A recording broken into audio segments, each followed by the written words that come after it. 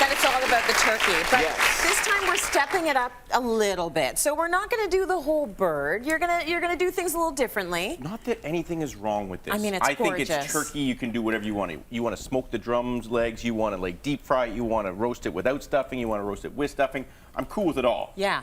But if you want to take things just up a little bit, you know, and make it a little bit more clean, I've Yeah. got the answer. So what I did is I simply took a turkey breast. Okay, Right? yeah. And then I sauteed out some pea-meal bacon because I thought we should keep it lean, some mushrooms, some sage, and a touch of kale, and wrapped it up really simply, and then roasted it for 35 minutes on high, another 20 on low. Oh, nice. So the advantages are stress-free. Yes. Because it's easier to cook because it's a smaller amount. Because that freaks people out sometimes. I know. People get it home and like Freaks us out. they start defrosting in their bathtub. You're And it's like, like, "Oh what are my you God." doing? Right? Like, It's a big now deal. I'm nervous. Right? So, and then you get it to the table and you stand there and you got all the sides and like they're like, how do I take this apart? Right. Because you got to navigate through the bones and things like that. So this might be just a little bit more straightforward. We can take it and we'll cut it at the end of the thing, just carve it up, and then the stuffing will be in there. Gorgeous. I mean, if you do want to do the bird, our website has everything you need for your Thanksgiving feast. It's got all the steps to prepping the turkey, as well as the stuffing and the sides. So we've got your back regardless of which way you want to do it. Like it. So we've got the meat, we've got the bird, now Yep. it's about the gravy. So we Okay. speak about, you know, stepping things up a bit. Yes. This gravy has got all of that. Well, traditionally, gravies are kind of pan juices and stocks, then you add flour Yeah. and you thicken it. Well, in professional kitchens, we try to stay away from the flour. And what we do is we actually bring the sauce down. So we reduce it. So today, I'm going to make a champagne shallot sauce. Sounds It sounds sophisticated, doesn't it? Yes. So I've got a whack of shallots here, right? And a little bit of garlic. And we just simply start it with olive oil. And then what we're going to do is we're going to kind of stand there and we're going to cook it for a long period of time. And it's just going to caramelize, and there's a lot of sugars in the shallots. And you just kind of soak them out, and you stir it once in a while. And you got to get your Prosecco ready, or your champagne, because we called it a champagne shallot sauce, right? So that's extremely important. And at what point are you doing this? Because you want to make sure that's gone all the way down. It's browned It's completely. browned. So I actually have. Woo! So now we're prepped. Nice. You know, we could have a glass. I love we could. that. You know, Love if you're stressed out over the situation. turkey thing, away we go.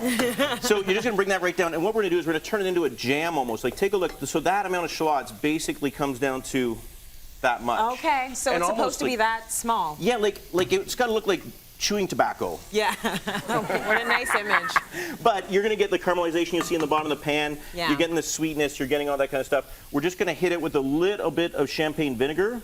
Right? Okay. And so that's going to give it the tardiness because you got the sugar coming out of the onions. Okay. Caramelization. Yeah. And then, Go for it. what's up? Right? So we're just going to give it a healthy drink. Because everyone likes a healthy drink at Because it's Thanksgiving, thirsty. right? Exactly. Right. And then the sugars are going to come out and balance with the acidity. Make sure you save a little bit for yourselves, maybe. And we're going to reduce that down by half. All right. So once that's reduced down by half, then we're going to put about a liter of chicken stock in. Got it. Right? And a touch of rosemary. Don't forget about the rosemary because Yeah. that's kind of delicious.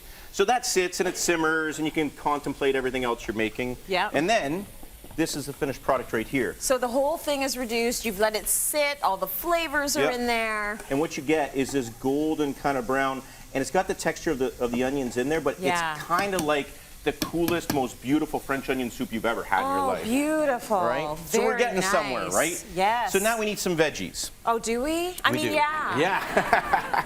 What So, are we gonna have? Real simple, and I believe that sometimes like we overcomplicate things. Yes. So the simpler things in life are usually the best. I went to Whole Foods and got some heirloom carrots. Nice. Right, and I just love the simplicity of these. It's the perfect time of year for them, and everyone wants to chop them and peel them and make them something and mash them. Don't do that. Yeah, just leave them alone. Just leave them alone. They look very good. It's They simply- look beautiful and colorful. And just clean up the ends, and the ends are kind of Yeah. tasty, and that's kind of nice, right? And all I'm going to do here is a little bit of salt, pepper. Uh-huh. I believe there's a touch of garlic here. I just chopped up some thicker garlic. Throw that in there as well, but a little bit bigger because you want it to kind of roast with the carrots. Okay. We're talking 430, 450 degrees, pretty high. Don't overcrowd your tray. Yep.